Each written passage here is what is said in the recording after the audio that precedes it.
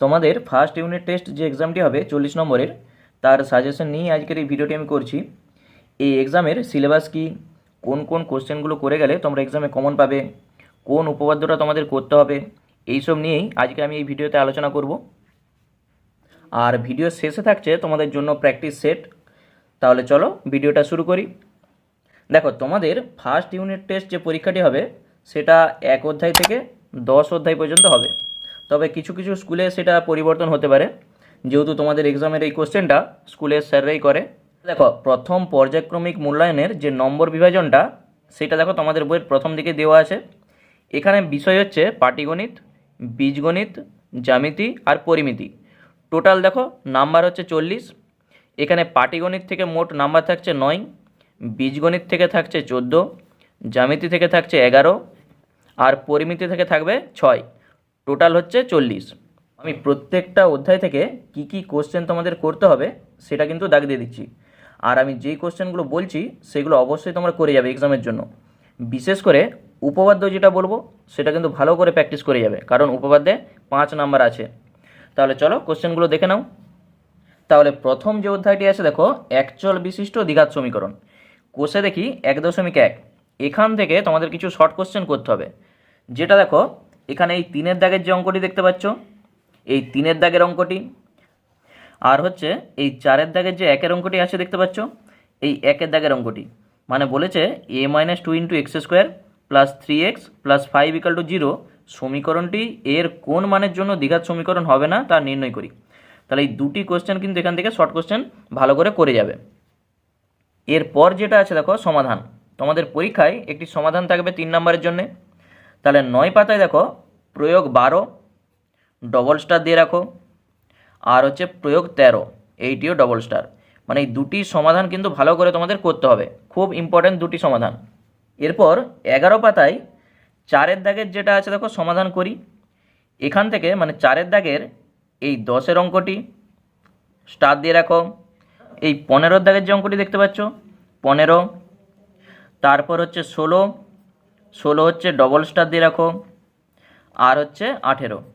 তাহলে এখান থেকে 4-এর দাগ থেকে 4টি অঙ্ক আমি দিয়েছি, 10-এরটি, 15টি, 16টি আর হচ্ছে 18টি।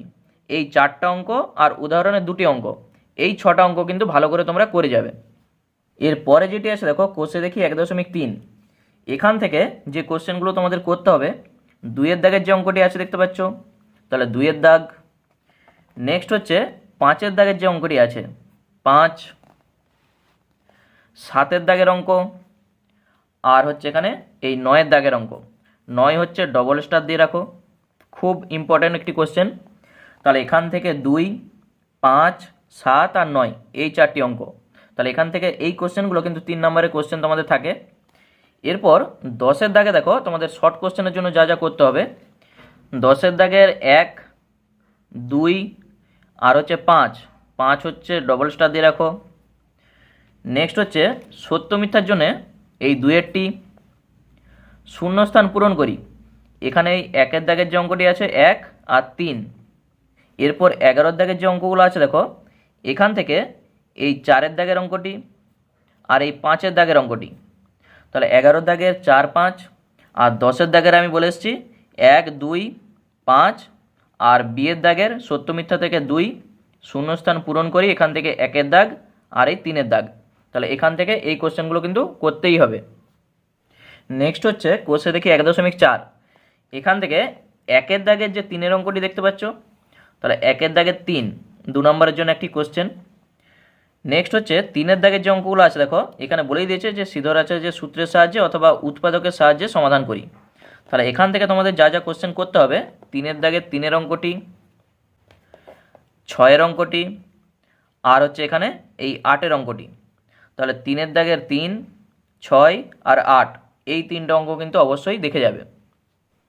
এরপর 27 পাতায় দেখো প্রয়োগ 39, যে অঙ্কটা তোমরা দেখতে পাচ্ছ এখানে, যদি দ্বিঘাত সমীকরণ ax² + bx + c = 0 এর বীজদ্বয়ের অনুপাত 1:r হয়, তবে দেখায় যে r + 1 তার whole square by r = b² / ac। অঙ্কটা দেখো করে দেওয়া আছে। তাহলে এই অঙ্কটি ডবল স্টার দিয়ে রাখো, খুব ইম্পর্টেন্ট একটি কোশ্চেন পরীক্ষার জন্য। তাহলে প্রয়োগ 39 কিন্তু ভালো করে করবে। এরপর কোষে দেখি 1.5 এখান থেকে যা যা তোমাদের কোশ্চেন করতে হবে দেখো, এই 2-এর দাগের 6-এর অঙ্কটি। নেক্সট হচ্ছে 5-এর দাগের যে অঙ্কটি আছে দেখতে পাচ্ছ, এখানে প্রমাণ করতে বলেছে 2b = a+c, তাহলে ডবল স্টার দিয়ে রাখো 5-এর দাগের অঙ্কটি।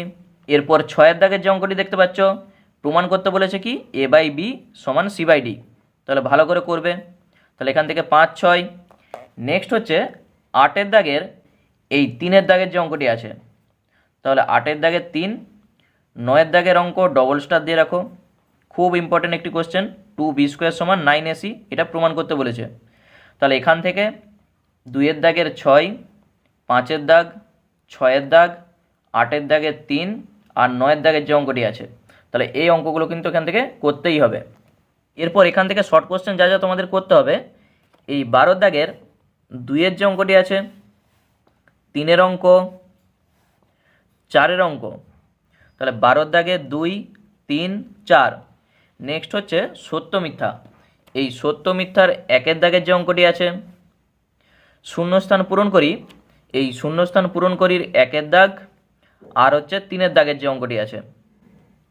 এরপর 13-এর দাগের যে অঙ্কগুলো আছে দেখো, এখানে 13-এর দাগের এই 3-এর অঙ্কটি ডবল স্টার দিয়ে রাখো, আর হচ্ছে এখানে এই 4-এর দাগের অঙ্ক ডবল স্টার, আর 5-এর দাগের অঙ্ক, মানে পরপর 3টে অঙ্ক এখান থেকে করতেই হবে।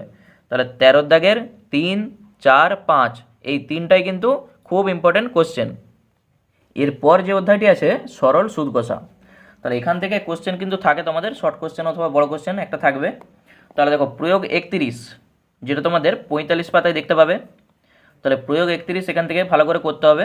প্রয়োগ 33 যেটা দেখতে পাচ্ছ, ডবল স্টার দিয়ে রাখো প্রয়োগ 33। এরপর কোষে দেখি 2, 46 পাতা, এখান থেকে যা যা তোমাদের কোশ্চেনগুলো করতে হবে দেখো, এখানে 13-এর দাগের যে কোশ্চেনটি তোমরা দেখতে পাচ্ছ, ডবল স্টার দিয়ে রাখো 13-এর দাগের কোশ্চেন। 14-এর দাগের কোশ্চেন ডবল স্টার।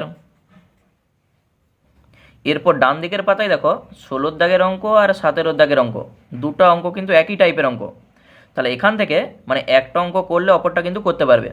তাহলে এখান থেকে এই 17-এর দাগের অঙ্কটি করবে, ডবল স্টার দিয়ে রাখো। আর হচ্ছে এখানে এই 19-এর দাগের যে অঙ্কটি আছে,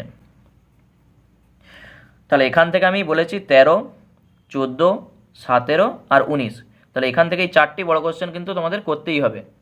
এরপর শর্ট কোশ্চেনের জন্য কি কি তোমাদের করতে হবে দেখো, 21-এর দাগের যে MCQ কোশ্চেনগুলো আছে দেখো, এখানে 2-এর দাগ, 3-এর দাগ আর হচ্ছে এই 4-এর দাগ, 4-এরটি ডবল স্টার, তাহলে 2, 3 আর হচ্ছে 4, এই 3টা অঙ্ক এই পাতা থেকে করতে হবে।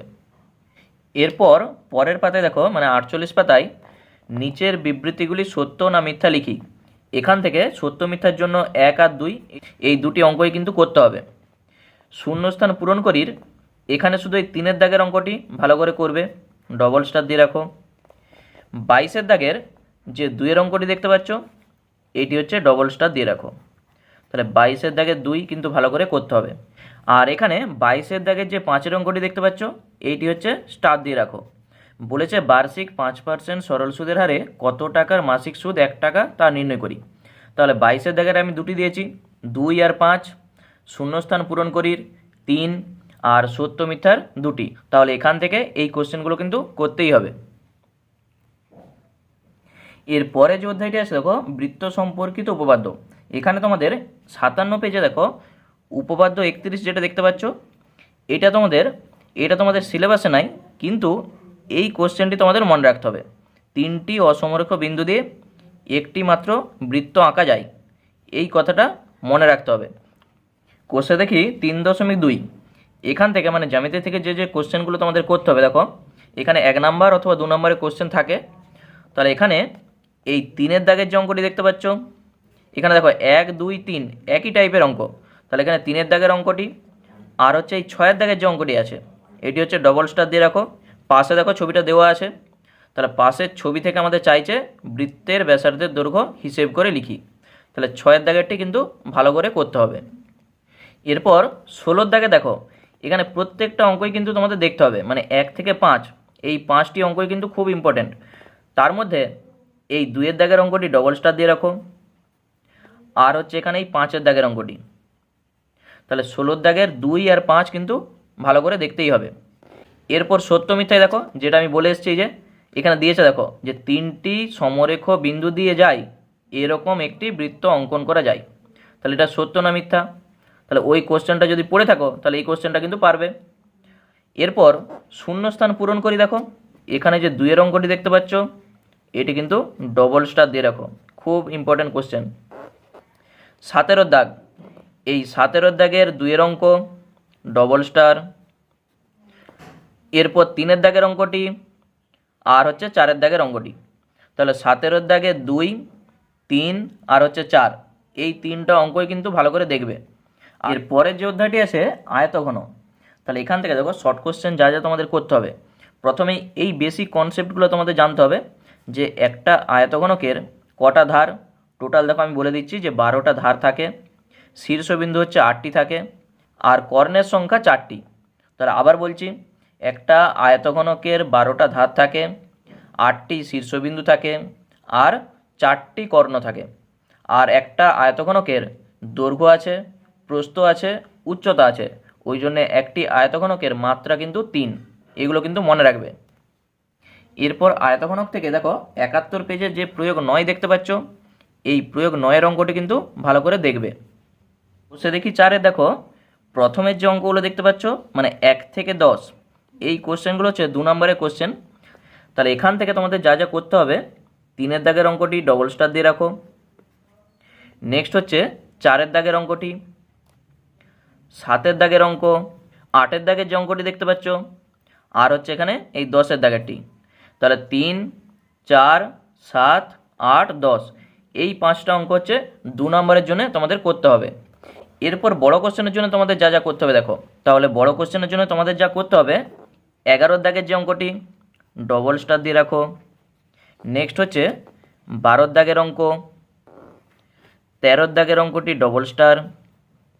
আর এখানে নিচের দিকে দেখো এই 15-এর দাগের যে অঙ্কটি দেখতে পাচ্ছ এইটি হচ্ছে ডবল স্টার। তাহলে এই পাতার থেকে আমি বলেছি 11, 12, 13 আর 15। এরপর ডান দিকের পাতায় দেখো মানে 75 পেজে এই 7-এর দাগের যে অঙ্কটি দেখতে পাচ্ছ এইটি আমি 3টি স্টার দিয়ে রাখছি। তাহলে এই 7-এর দাগের অঙ্কটি কিন্তু ভালো করে তোমরা প্র্যাকটিস করবে। তাহলে আয়তঘন থেকে দেখো বড় কোশ্চেনের জন্য আমি যা যা বলেছি, 11-এর দাগ, 12-এর দাগ, 13-এর দাগ, 15-এর দাগ আর 7-এর দাগ। তাহলে এখানের মধ্যে সব থেকে ইম্পর্টেন্ট কোশ্চেন হচ্ছে এই 7-এর দাগেরটি। তাহলে এইটি তোমরা ভালো করে কিন্তু প্র্যাকটিস করবে। এরপর শর্ট কোশ্চেনের জন্য 76 পেজে দেখো এই 3-এর দাগের যে অঙ্কটি আছে ডবল স্টার, 4-এরটি ডবল স্টার দিয়ে রাখো, আর এই 5-এরটি 3টি স্টার দিয়ে রাখো। তাহলে এখান থেকে 3, 4 আর 5-এর দাগ। নেক্সট হচ্ছে শূন্যস্থান পূরণ করি। এই শূন্যস্থান পূরণ করির 1-এরটি হচ্ছে ডবল স্টার দিয়ে রাখো। সংক্ষিপ্ত উত্তরভিত্তিক প্রশ্ন মানে 25-এর দাগের এই 1-এর দাগের যে অঙ্কটি আছে আর হচ্ছে এই 3-এর দাগের যে অঙ্কটি আছে, তাহলে 25-এর দাগের 1 আর 3। এর পরের যে অধ্যায়টি আছে দেখো অনুপাত ও সমানুপাত। তাহলে কোষে দেখি 5.1-এর এখান থেকে এই 3-এর দাগের 2-এর যে অঙ্কটি দেখতে পাচ্ছ, তাহলে এখান থেকে এই 3-এর 2 ভালো করে করতে হবে। 4-এর দাগের এই 2-এর অঙ্কটি আর হচ্ছে এই 3-এর দাগের যে অঙ্কটি আছে, তাহলে 4-এর দাগের 2 আর 3। এরপর 5-এর দাগের এই 3-এর যে অঙ্কটি দেখতে পাচ্ছ এইটি হচ্ছে ডবল স্টার দিয়ে রাখো। তাহলে 5-এর দাগের 3 ভালো করে করতে হবে। আর এই 7-এর দাগের এই 2-এর অঙ্কটি, তাহলে এখান থেকে 3-এর দাগের 2, 4-এর দাগের 2, 3, 5-এর দাগের 3 আর 7-এর দাগের 2। তাহলে এই অঙ্কগুলো এখান থেকে করলেই কিন্তু হবে। এরপর কোষে দেখি 5.2-এর 2-এর দাগের এই 4-এর অঙ্কটি বলেছে কি চতুর্থ সমানুপাতি নির্ণয় করি। তাহলে 2-এর দাগের 4, 3-এর দাগের এই 4, এরপর 4-এর দাগের 3-এর দাগ আর এই 4-এর দাগ। এখানে বলাই আছে দেখো মধ্য সমানুপাতি নির্ণয় করি। তাহলে 4-এর দাগের 3, 4 আর নিচের দিকে দেখো এই 7-এর দাগের যে অঙ্কটি দেখতে পাচ্ছ এই 7-এর দাগের অঙ্কটি কিন্তু করতে হবে। তাহলে এইগুলো কিন্তু করলেই হবে। এরপর 92 পাতায় দেখো প্রয়োগ 54 তোমরা যেটা দেখতে পাচ্ছ এই প্রয়োগ 54 কিন্তু ভালো করে করতে হবে। তাহলে অনুপাত ও সমানুপাত থেকে তোমাদের বেশ কিছু উদাহরণ করতে হবে, তার মধ্যে আমি বলেছি প্রয়োগ 54 করতেই হবে। ডান দিকের পাতায় দেখো প্রয়োগ 57 যেটা দেখতে পাচ্ছ, এই প্রয়োগ 57 ভালো করে করতে হবে। নেক্সট হচ্ছে 95 পেজে প্রয়োগ 60 ডবল স্টার দিয়ে রাখো, আর প্রয়োগ 61 ডবল স্টার। তাহলে প্রয়োগ 60 আর প্রয়োগ 61 ভালো করে করতে হবে। আরেকটি অঙ্ক উদাহরণ থেকে তোমাদের করতে হবে, যেটা হচ্ছে প্রয়োগ 63। এটি হচ্ছে 3টি স্টার দিয়ে রাখো। তাহলে প্রয়োগ 63 খুব ইম্পর্ট্যান্ট একটি কোশ্চেন। এরপর কোষে দেখি 5.3। তাহলে কোষে দেখি 5.3 থেকে যা যা তোমাদের করতে হবে দেখো, 3-এর দাগের 1-এর যে অঙ্কটি দেখতে পাচ্ছ, 4-এর দাগের এই 2-এর অঙ্কটি ডবল স্টার, আর এই 3-এর দাগের যে অঙ্কটি আছে এইটিও কিন্তু ডবল স্টার, আর এই 5-এর দাগের 2-এর যে অঙ্কটি দেখতে পাচ্ছ, তাহলে এইটি কিন্তু ভালো করে করবে। এরপর 98 পেজে 6-এর দাগের দেখো এই 6-এর অঙ্কটি ডবল স্টার দিয়ে রাখো। নেক্সট হচ্ছে 7-এর দাগের 3, 8-এর দাগের 1, আর নিচের দিকে এই 10-এর দাগের 1-এর অঙ্কটি এটি হচ্ছে ডবল স্টার দিয়ে রাখো। এরপর শর্ট কোশ্চেনের জন্য তোমাদের যা যা করতে হবে দেখো, 12-এর দাগের যে এমসিকিউ আছে এখান থেকে এই 4-এর দাগের অঙ্কটি ডবল স্টার, 5-এর দাগের অঙ্কটি। নেক্সট হচ্ছে শূন্যস্থান পূরণ করি, এই শূন্যস্থান পূরণ করির 1-এর দাগ ডবল স্টার, আর এই 2-এর দাগ। 13-এর দাগের 1-এরটি হচ্ছে ডবল স্টার দিয়ে রাখো। তাহলে এখান থেকে এই কোশ্চেনগুলো করলেই কিন্তু তোমাদের হবে। এর পরের যে অধ্যায়টি আছে দেখো, চক্রবৃদ্ধি সুদ, কোষে দেখি 6.1।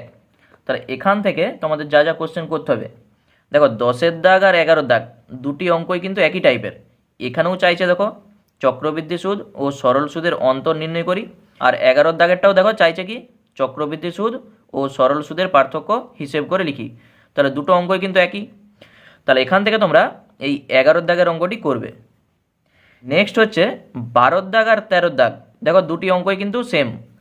এখানেও দেখো কি চাইছে টাকার পরিমাণ, এখানেও চাইছে দেখো টাকার পরিমাণ। বলা আছে কি চক্রবৃদ্ধি সুদ ও সরল সুদের অন্তর, এখানেও দেখো সেটাই বলা আছে। তাহলে এখান থেকে এই 13-এর দাগের অঙ্কটি করবে। তাহলে 11-এর দাগ, 13-এর দাগ।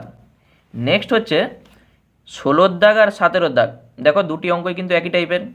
এখানেও দেখো বলা আছে মূলধনের পরিমাণ ও বার্ষিক সুদের হার হিসেব করি, আর এখানেও দেখো এই যে মূলধন ও বার্ষিক সুদের হার হিসেব করি।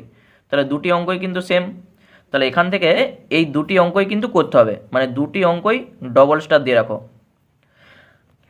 তাহলে কোষে দেখি 6.1 থেকে আমি কি বলেছি, 11-এর দাগ, 13-এর দাগ, 16-এর দাগ আর 17-এর দাগ, এই 4টা অঙ্ক এখান থেকে কিন্তু ভালো করে করতেই হবে। নেক্সট হচ্ছে কোষে দেখি 6.2 মানে 117 পেজ। তাহলে এখান থেকে 5-এর দাগের অঙ্কটি, 7-এর দাগের অঙ্ক ডবল স্টার, 9-এর দাগের যে অঙ্কটি আছে ডবল স্টার, 10-এর দাগের অঙ্ক, আর হচ্ছে একবারে শেষের যে অঙ্কটি আছে দেখো এই 15-এর দাগ ডবল স্টার। তাহলে এখান থেকে এই অঙ্কগুলো বড় কোশ্চেনের জন্য করতে হবে। এরপর শর্ট কোশ্চেন দেখো, 16-এর দাগের যে কোশ্চেনগুলো তোমরা দেখতে পাচ্ছ, এই 16-এর দাগ থেকে 2-এরটি, 3-এরটি, আর হচ্ছে এখানে এই 4-এরটি। তাহলে 16-এর দাগের 2, 3 আর 4। এরপর ডান দিকের পাতায় সত্য না মিথ্যা লিখি, এখান থেকে এই দুটি অঙ্কই কিন্তু দেখতে হবে। শূন্যস্থান পূরণ করি, 1-এর দাগের অঙ্কটি দেখতেই হবে। 17-এর দাগের যে সংক্ষিপ্ত উত্তরধর্মী প্রশ্ন আছে এখান থেকে এই 2-এর দাগের অঙ্কটি ডবল স্টার, 4-এর দাগের যে অঙ্কটি আছে আর এই 5-এর দাগের অঙ্কটি। তাহলে 17-এর দাগের 2, 4 আর 5 মানে এগুলো হচ্ছে সব 2 নম্বরের জন্য কোশ্চেন।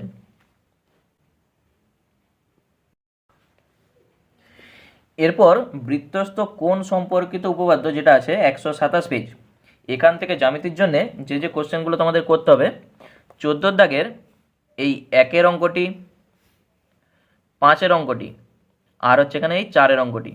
তাহলে 14-এর দাগের 1, 4, 5। সত্য মিথ্যার এখানে শুধুমাত্র এই 1-এরটি করবে। শূন্যস্থান পূরণ করির এই 1-এর দাগের অঙ্কটি। এরপর নিচে দেখো 15 দাগের যেটা আছে সংক্ষিপ্ত উত্তরধর্মী প্রশ্ন, এখান থেকে এই 2 দাগের যে অঙ্কটি আছে এটি ডবল স্টার দিয়ে রাখো। এরপর 134 পেজে দেখো এই 4 দাগের যে অঙ্কটি আছে, তাহলে 4টি করতেই হবে। আর নিচের দিকে দেখো, এই নিচের দিকে দেখো শূন্যস্থান পূরণ করি, এখানে 1 দাগ, 2 দাগ, 13 দাগের এই 1 দাগের অঙ্কটি, এটি হচ্ছে ডবল স্টার। এরপর 136 পেজে প্রয়োগ 16 দেখো, এই 16 দাগের শুধু এই স্টেটমেন্টটি তোমাদের মনে রাখতে হবে। কি বলা আছে দেখো, প্রমাণ করি যে অর্ধ বৃত্তাংশস্থ অপেক্ষা বৃহত্তর বৃত্তাংশস্থ কোণ সূক্ষ্মকোণ। আর ডান দিকের পাতায় দেখো 17 দাগের যে প্রয়োগটি দেখতে পাচ্ছ, এখানেও এই স্টেটমেন্টটি মনে রাখতে হবে। কি বলা আছে, তাহলে অর্ধ বৃত্তাংশস্থ অপেক্ষা ক্ষুদ্রতর বৃত্তাংশস্থ কোণ স্থূলকোণ। তাহলে যখন বৃহত্তর হবে তখন হচ্ছে সূক্ষ্মকোণ হবে, আর যখন ক্ষুদ্রতর লেখা থাকবে তখন হচ্ছে স্থূলকোণ। এই দুটা জিনিস কিন্তু মনে রাখবে, মানে এটা হচ্ছে সত্য মিথ্যা অথবা শূন্যস্থানে কিন্তু দেয়। এরপর 139 পেজে 2 দাগের যে অঙ্কটি আছে, তাহলে এই 2টি, 4 দাগের যে অঙ্কটি আছে, নিচের দিকে দেখো সত্য বা মিথ্যা লিখি, এই যে 1 দাগের যে অঙ্কটি আমি এই বলে এসেছি, তাহলে 1টি শূন্যস্থান পূরণ করি 1 দাগের অঙ্কটি, আর হচ্ছে এই 2টি। তাহলে এখান থেকে সত্য মিথ্যা ভালো করে করবে, আর শূন্যস্থান পূরণ করি ভালো করে করবে।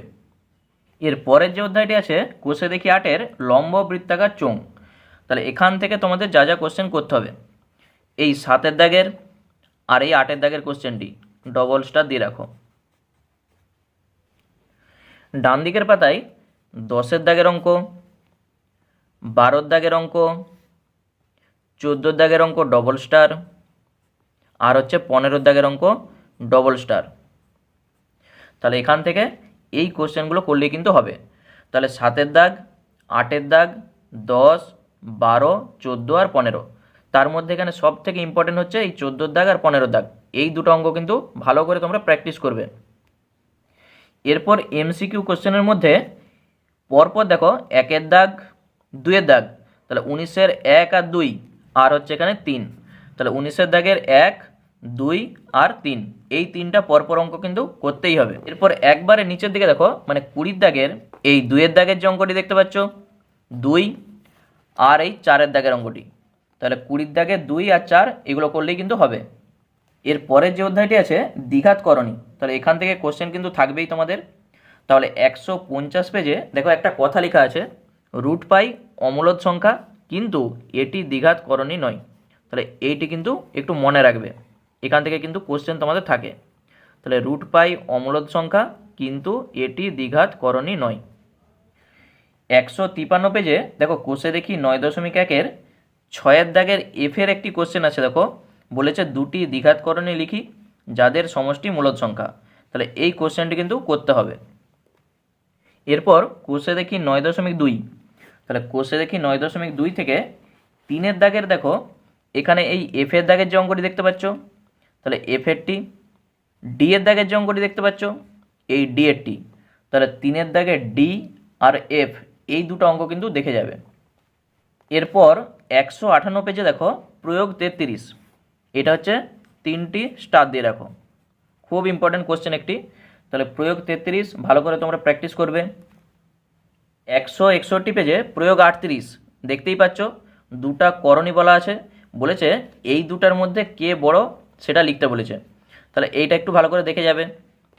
কোষে দেখি 9.3, 2 দাগের যে অঙ্কগুলো দেখতে পাচ্ছ, এখান থেকে এই বি এর দাগের অঙ্কটি আর এই সি এর দাগের অঙ্কটি, তাহলে এখান থেকে বি আর সি, আর আমি একটা উদাহরণের দাগ দিয়ে এসেছি, তাহলে সরল করির মধ্যে বি এর দাগ, সি এর দাগ আর উদাহরণে যেটা আমি দিয়েছি সেই অঙ্কটা। নিচের দিকে দেখো 5 দাগের যে অঙ্কটা আছে, এই 5 দাগের অঙ্কটা দেখতে হবে। এরপর 6 দাগের যে অঙ্কটি আছে দেখো এখানে 4টা অঙ্ক করতে বলেছে, তার মধ্যেই 1 দাগের অঙ্কটি তোমরা করবে, তাহলে 6 দাগের 1, আর নিচে এই 8 দাগের যে অঙ্কটি আছে, মানে এখানে প্রমাণ করতে বলেছে 12/11। এরপর শর্ট কোশ্চেনের জন্য তোমরা যা যা করবে, 10 দাগ দেখো, 10 দাগের 1, 2 আর এখানে 4, আর নিচের দিকের সত্য না মিথ্যা লিখি, এখানে এই 2টি, শূন্যস্থান পূরণকরির মধ্যে 2-এর দাগ আর 3-এর দাগ। 11 দাগের যে সংক্ষিপ্তধর্মী উত্তর প্রশ্ন আছে, এখানেই 1-এরটি, 3-এরটি আর হচ্ছে এই 4-এরটি। তাহলে করণী থেকে যা যা দিয়েছি এখান থেকে আশা করি তোমরা কমন পেয়ে যাবে। তাহলে এই কোশ্চেনগুলো কিন্তু ভালো করে তোমরা প্র্যাকটিস করে যাও। এরপর 171 পেজে দেখো বৃত্তস্থ চতুর্ভুজ সংক্রান্ত উপপাদ্য। তাহলে এখান থেকে এই শূন্যস্থান পূরণ করি। দেখো 3-এর দাগের যে অঙ্কটি আছে, তাহলে এই 3-এরটি, আর একবারে নিচে দেখো 18 দাগের যে কোশ্চেনগুলো আছে, একবারে নিচে 5-এর দাগের যে অঙ্কটি দেখতে পাচ্ছ, এই 5-এর অঙ্কটি করতে হবে। তাহলে এখান থেকে আর কিছু দরকার নেই, তাহলে এই কোশ্চেনগুলো করলেই কিন্তু হবে। এরপর আসছি উপপাদ্যতে। তাহলে কি উপপাদ্য করে গেলে তোমরা এক্সামে কমন পাবে সেটা দেখে নাও। তাহলে প্রথম যে উপপাদ্যটি তোমাদের করতে হবে, দেখো উপপাদ্য 33, যেটা তোমাদের 60 পাতায় আছে। তাহলে কি বলেছে দেখো, প্রমাণ করি যে ব্যাস নয় এরূপ কোনো জ্যাকে যদি বৃত্তের কেন্দ্রবিন্দুগামী কোনো সরলরেখা সমদ্বিখণ্ডিত করে, তাহলে ওই সরলরেখা ওই জ্যায়ের উপর লম্ব হবে। তাহলে এইটি কিন্তু তোমরা ভালো করে প্র্যাকটিস করবে। তাহলে ভিভিআই, তাহলে উপপাদ্য 33 60 পাতায় আছে।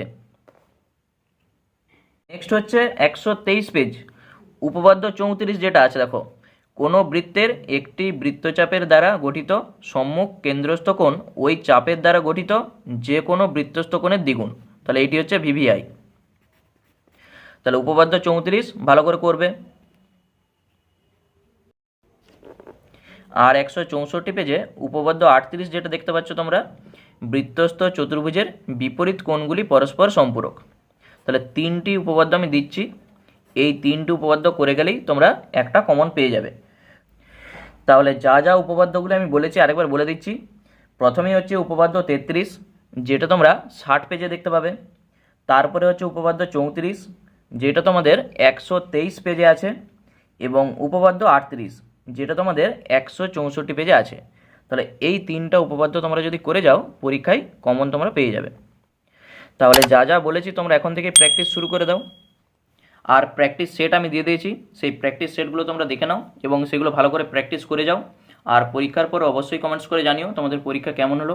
তাহলে আজকে এই পর্যন্তই, ধন্যবাদ।